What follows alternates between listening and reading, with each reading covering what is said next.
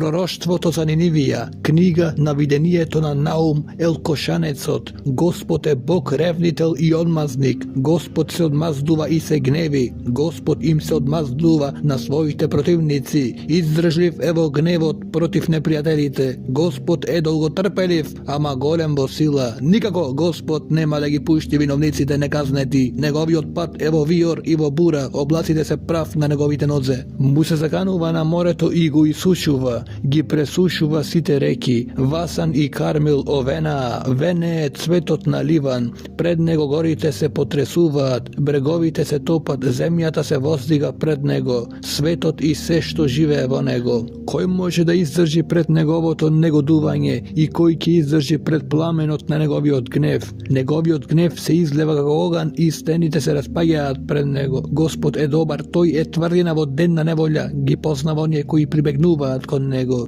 Кога потопните води ќе поплават, ќе го уништи наполно незиното место, ќе ги протера своите непријатели во мрак. Што смислувате вие против Господ? Тој уништува до крај, неволјата нема да се подигне два пати. Како трнлив грмушник и како пијаници напиени, како сува слама ќе бидат наполно проголтани. Од тебе произлезе оној кој смислува зло против Господа, советникот на Велијал. Господ зборува вака: нека се подготвени, нека се многубројни, ќе бидат покосени кога тој ќе помине. Ако те понижив, нема да те понижувам од сега. А сега ќе го скршам јаремот негов од тебе, ќе ги скинам твоите окови. Господ наредува против тебе, не ќе се сее веќе од твоето име, од капиштето на твоите богови ќе ги истребам, резаните и илијаните ликови ќе го направам твојот гроб, зашто си презрен. Гледајте, врз горите се носите на оној кој носи добра вест, кој проповеда мир. Празнувајте ги своите празници, Јудо, исполни ги своите заклетви. Зашто Велијал веќе не ќе поминува преку тебе,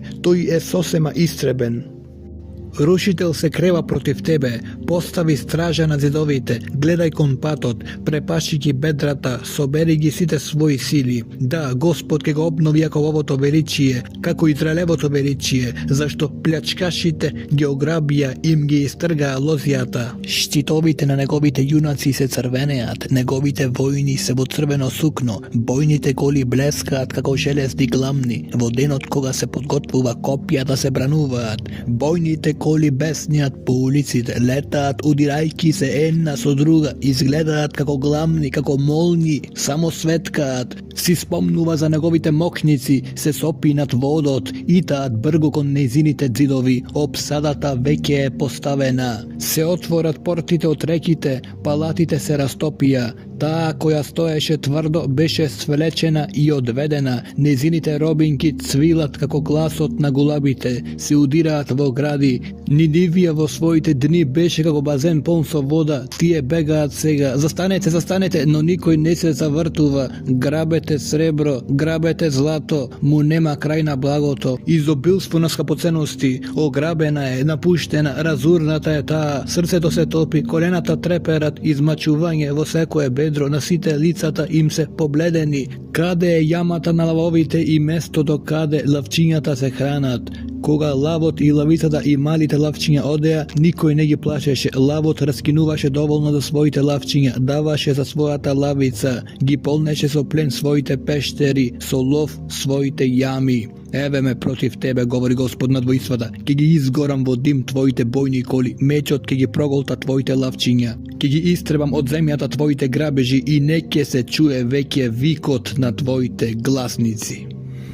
Тешко му на крвничкиот град, полне со лаки и грабеж. Тој не прекратува со ограбувањето. Слушајте, плускање на бич, слушајте тропање на колца, коњите се издигаат, колите подскокнуваат, коњаниците јаваат, мечевите блескаат, копјата светкаат, многу ранети, мнозинство мртви, трупови до недоглед, се сопнуваат на трупови. Тоа сето е заради многуте разврати на блудницата, на милата љубовница, господарката на магии, која со твојот разврат ги продава народите и племињата со своите вражања.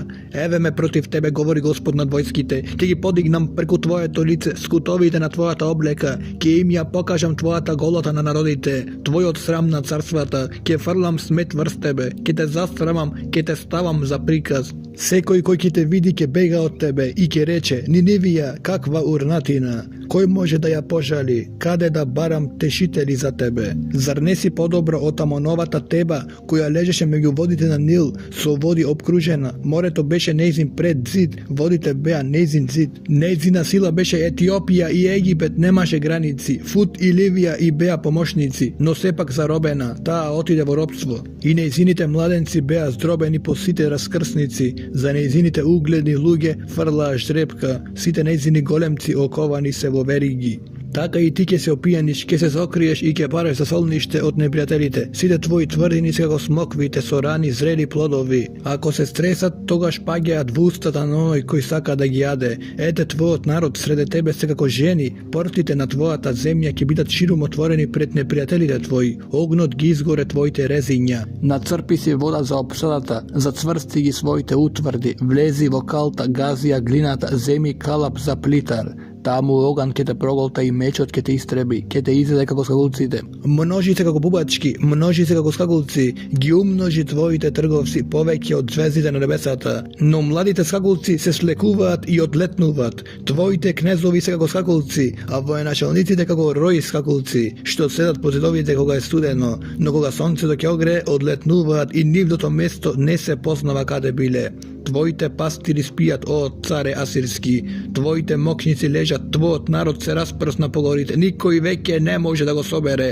Нема оздравување за твојата повреда, твојата рана е неизлечива, сите што ќе чујат за тебе ќе плескаат раце над тебе, зашто врз кого ли не премина твојата злоба постојано.